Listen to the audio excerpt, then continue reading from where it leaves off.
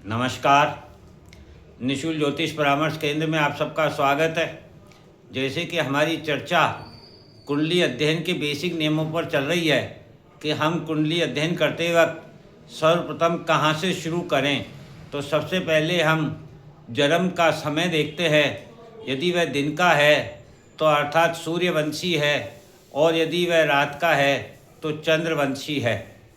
फिर हम पक्ष को देखते हैं। शुक्ल पक्ष का है तो सूर्यवंशी है, और कृष्ण पक्ष का है तो चंद्रवंशी है। इसके पश्चात हम वर्ण को देखते हैं।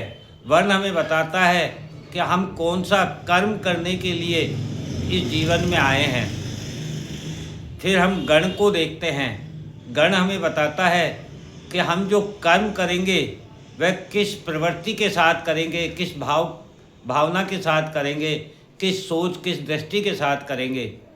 फिर लग्न देखते हैं। लग्न के पहले भाव में जो राशि लिखी हुई है वह राशि बताती है कि हमारे जीवन में, हमारे व्यक्तित्व में कौन सा तत्व है, कौन सा स्वभाव है, और वह किस प्रकार की ऊर्जा के साथ, किस सोच, किस विचार के साथ, किस दृष्टि के साथ अपने जीवन को जिएगा। इसके बाद फिर ग्रह आते हैं। अब ग्रह 7 प्रकार के होते हैं। उन 7 ग्रहों का अध्ययन हमने, कुल 12 राशियां होती है, भिन्न भिन्न राशियों में भिन्न भिन्न प्रभाव होता है, उन सभी को हमने जाना। अभी हमने राहु केतु के बारे में समझने का प्रयत्न किया है, जिसमें हमने राहु के प्रभाव को तो 12 राशियों में समझा। अब हम केतु को समझने का प्रयत्न करते हैं।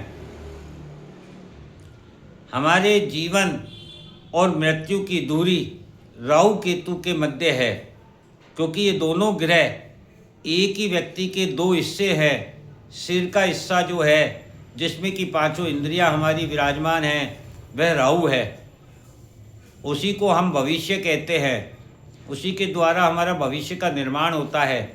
और केतु हमारा शरीर है, जो कि हमारी जड़ है, मूल है, पूर्व जन्म है।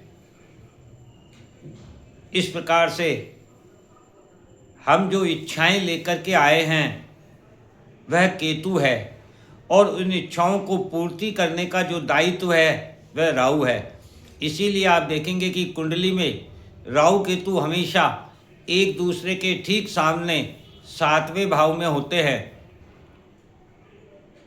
180 डिग्री पर होते हैं, क्योंकि ये एक ही शरीर के 2 हिस्से हैं।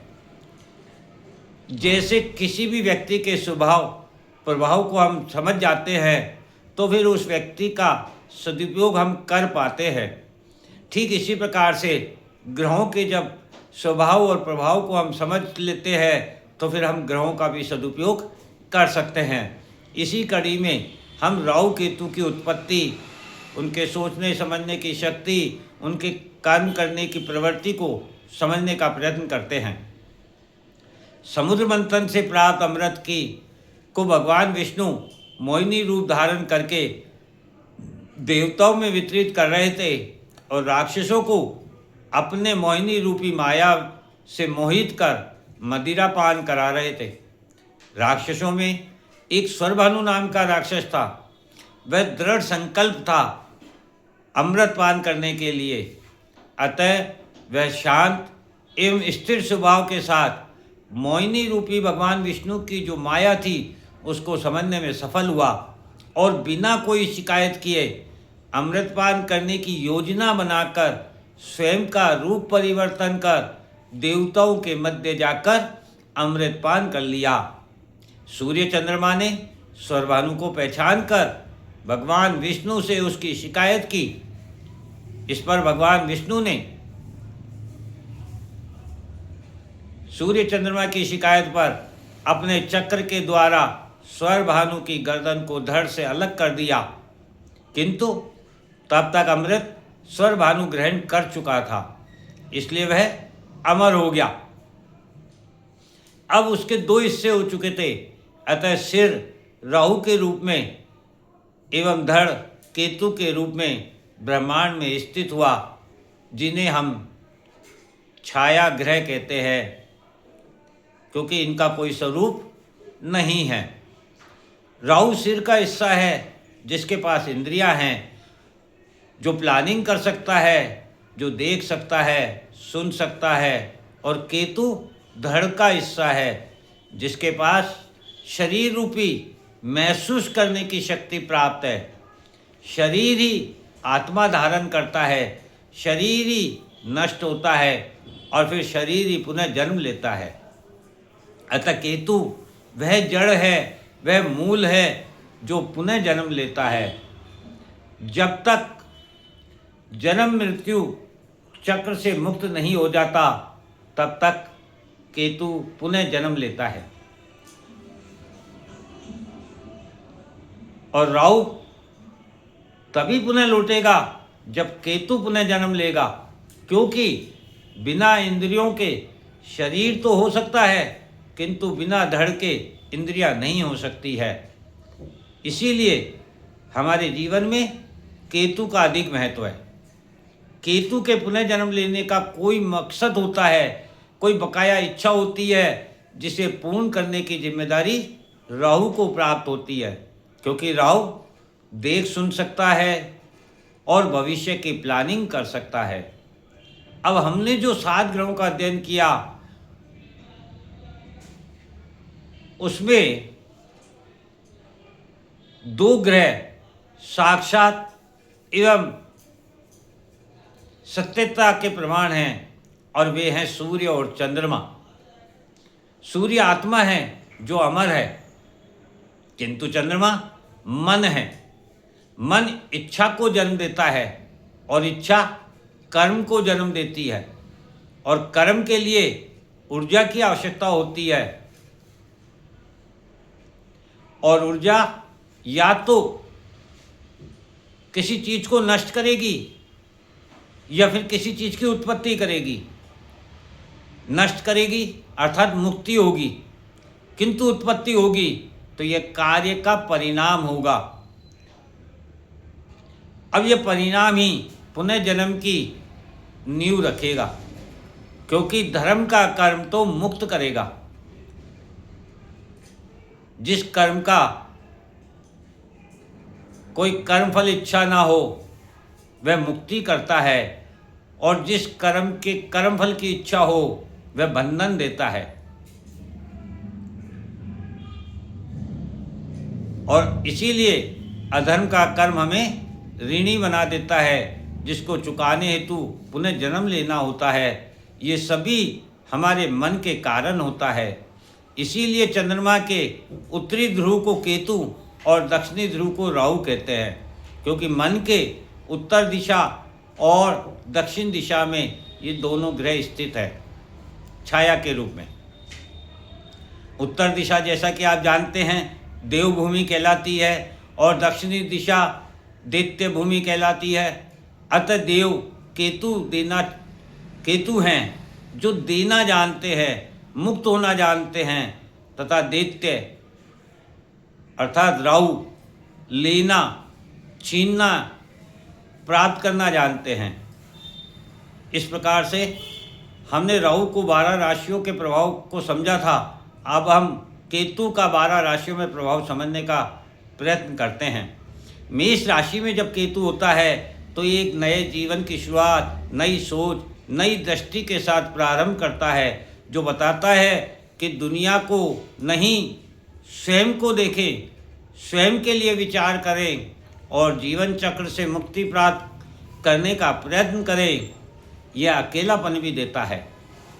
यदि यही केतु वृष राशि में हो तो परिवार, धन, स्वाद, इन सब से मुक्ति देता है। परिवार के साथ होते हुए भी अकेलापन महसूस होता है। भक्ति कर्म ही मुक्ति का मार्ग है, ऐसा बताता है। बाकी सभी इच्छाएं बंधन हैं, ऐसा व्यक्ति इच्छाओं से मुक्त रहता है।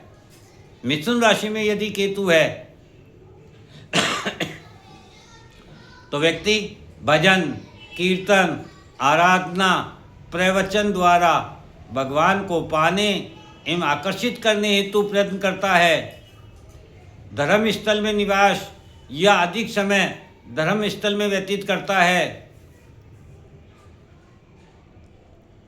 यही केतु यदि कर्क राशि में हो तो सुख भोग से में अरुचि देता है, मित्र मंडली में कमी करता है, हमेशा मन में एक ही विश्वास दिलाता है कि जितना है संपूर्ण है, चाहत में कमी होती है, सुख भोग में कमी होती है। यही केतु यदि सिंह राशि में स्थित है तो धर्म, अध्ययन, अध्यापन, मंत्र जाप देता है। स्वयं को एक सीमा में रखकर व्यक्ति जीवन निर्वाह करता है। पशु पक्षी, पेड़ पौधे, जल, पर्वत, मानव, प्रकृति सभी से समान प्रेम करता है। जैसे गुरु आश्रम हुआ, साधु संत आश्रम हुआ, भीड़ भाड़ से दूर होता है ऐसा स्थान, एकांत होता है वहाँ। यही केतु यदि कन्या राशि में हो तो ऋण, रोग, शत्रु, काम, क्रोध, मद, लोभ, मोह, माया, अहंकार इन सभी से मुक्ति देता है। हर जीव में जो ईश्वर को देखे, जिसके जीवन में कोई समस्या ना हो, जिसे भविष्य की ना चिंता हो ना कोई परवाह हो, ऐसे व्यक्ति के कन्या राशि में केतु होता है। यही केतु यदि तुला राशि में हो तो समाज के बंधनों से मुक्ति देता है। समाज क्या सोचता है इसके स्थान पर ब्रह्मांड, प्रकृति एवं पृथ्वी के में सामंजस्य कैसे स्थापित हो, ऐसी सोच होती है ऐसे व्यक्ति की जिसकी तुला राशि में केतु होता है। जिसके वृश्चिक राशि में केतु होता है वह जीवन के वास्तविक स्वरूप को, लक्ष्य को निर्धारित कर उसे प्राप्त करने हेतु पूर्वजों की सहायता एवं धर्म प्राप्त होता है। ब्रह्मांड का उसे ज्ञान प्राप्त होता है, उसका मुक्ति मार्ग उसे प्राप्त होता है और वह